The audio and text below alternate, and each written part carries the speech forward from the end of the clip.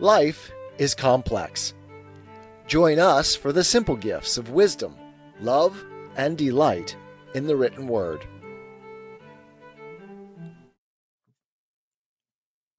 The Pilgrim's Progress by John Bunyan. From the frontispiece.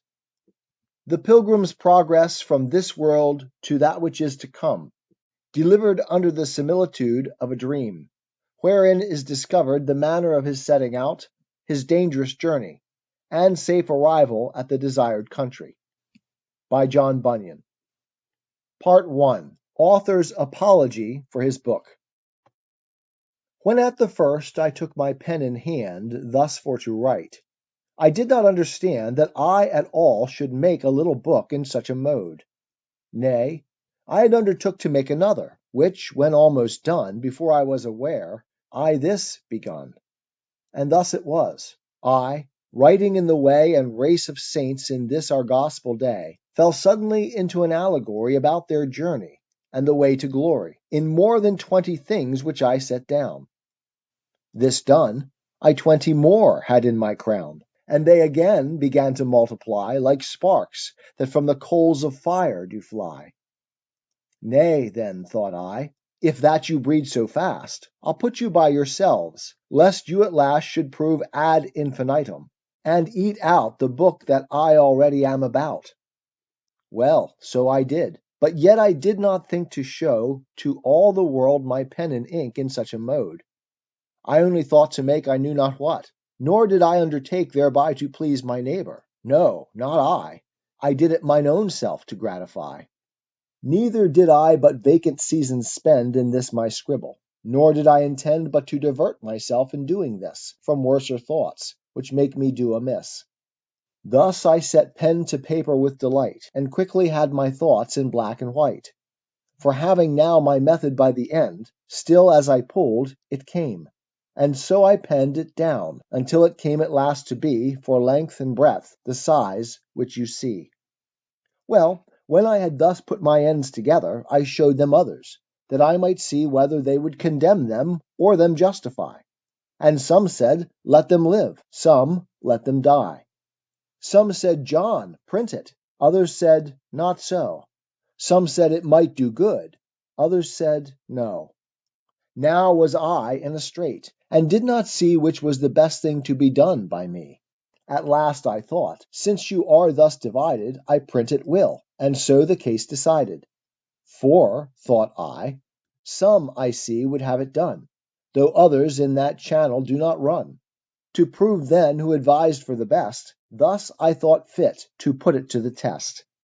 I further thought, if now I did deny those that would have it thus to gratify, I did not know but hinder them I might, of that which would to them be great delight. For those which were not for its coming forth, I said to them, Offend you, I am loath, yet since your brethren pleased with it be, forbear to judge, till you do further see. If that you will not read, let it alone. Some love the meat, some love to pick the bone. Yea, that I might them better moderate, I did too with them thus expostulate. May I not write in such a style as this, in such a method too, and yet not miss my end, thy good? Why may it not be done? Dark clouds bring waters, when the bright bring none. Yea, dark or bright, if they their silver drops cause to descend, the earth by yielding crops gives praise to both, and carps not at either, but treasures up the fruit they yield together. Yea, so mixes both, that in her fruit none can distinguish this from that. They suit her well when hungry, but if she be full, she spews out both, and makes their blessings null. You see the ways the fisherman doth take to catch the fish, what devices doth he make? Behold how he engages all his wits, also his snares, lines, angles, hooks, and nets.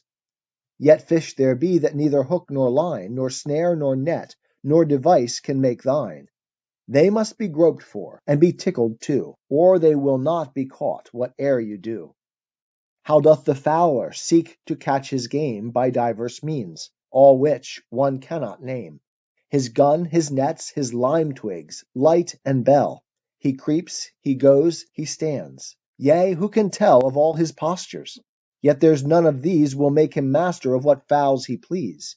Yea, he must pipe and whistle to catch this, yet if he does so, that bird he will miss. If that a pearl may in a toad's head dwell, and may be found too in an oyster shell, if things that promise nothing do contain what better is than gold, who will disdain than have an inkling of it, there to look, that they may find it?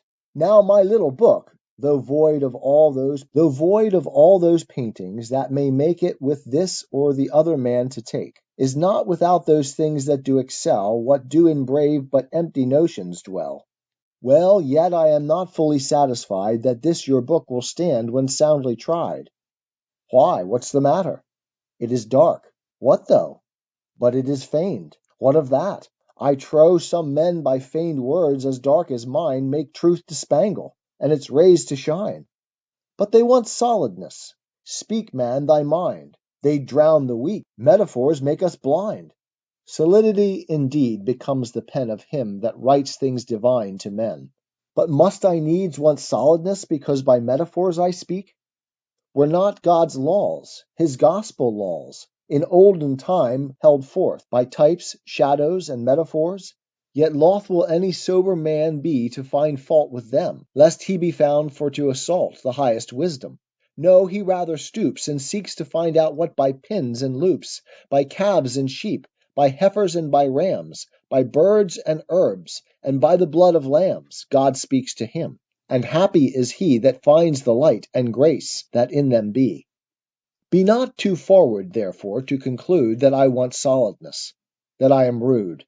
All things solid in show, not solid be. All things in parables despise not we. Lest things most harmful lightly we receive, and things that good are of our souls bereave. My dark and cloudy words they do but hold the truth, as cabinets enclose the gold. The prophets used much by metaphors to set forth truth.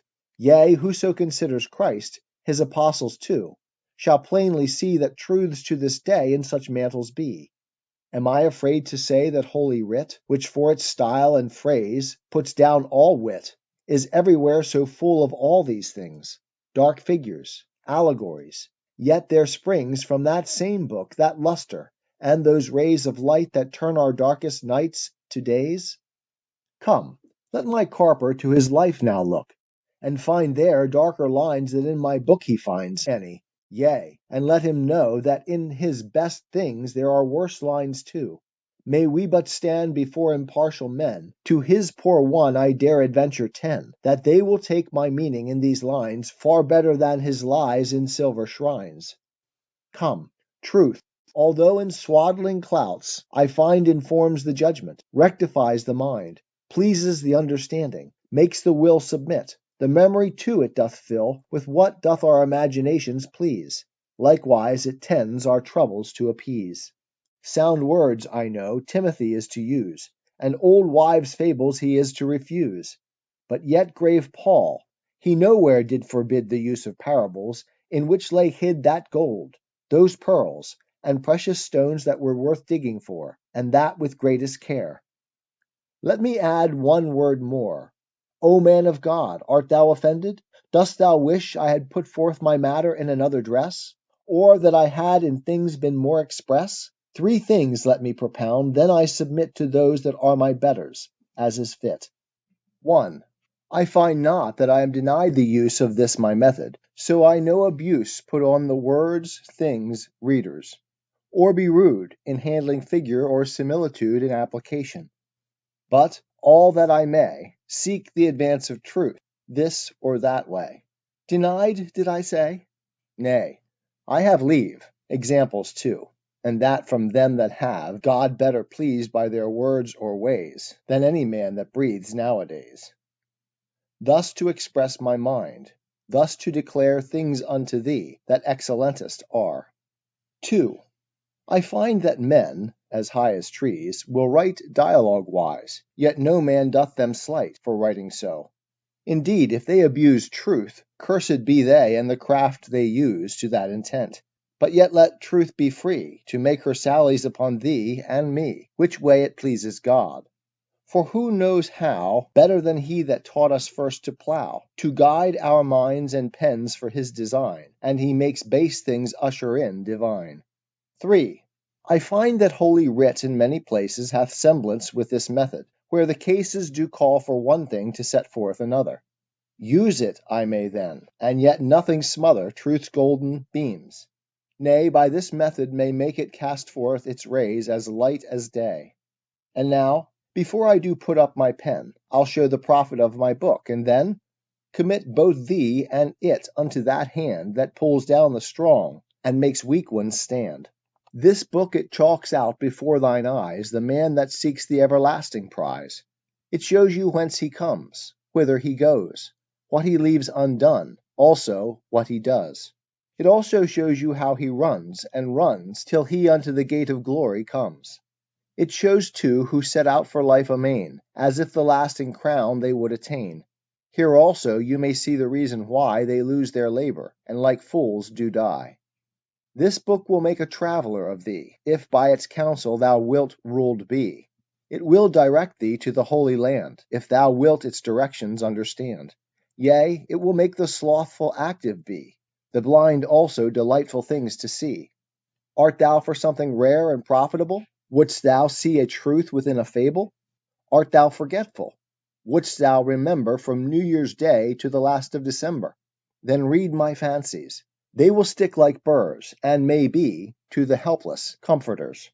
This book is writ in such a dialect as may the minds of listless men affect. It seems a novelty, and yet contains nothing but sound and honest gospel strains. Wouldst thou divert thyself from melancholy? Wouldst thou be pleasant, yet be far from folly? Wouldst thou read riddles and their explanation, or else be drowned in thy contemplation? Dost thou love picking meat? Or wouldst thou see a man in the clouds, and hear him speak to thee? Wouldst thou be in a dream, and yet not sleep? Or wouldst thou in a moment laugh and weep? Wouldst thou lose thyself, and catch no harm, and find thyself again without a charm? Wouldst read thyself, and read thou know'st not what, and yet know whether thou art blessed or not, by reading the same lines? O then, come hither, and lay my book, thy head and heart together. John Bunyan. 'Tis the gift to be simple, 'tis the gift to be free, 'tis the gift to come down where we ought to be, and when we find ourselves in the place just right, 'twill be in the valley of love and delight. When true simplicity is gained, to bow and to bend, we will not be ashamed. To turn will be our delight, till by turning, we come round right.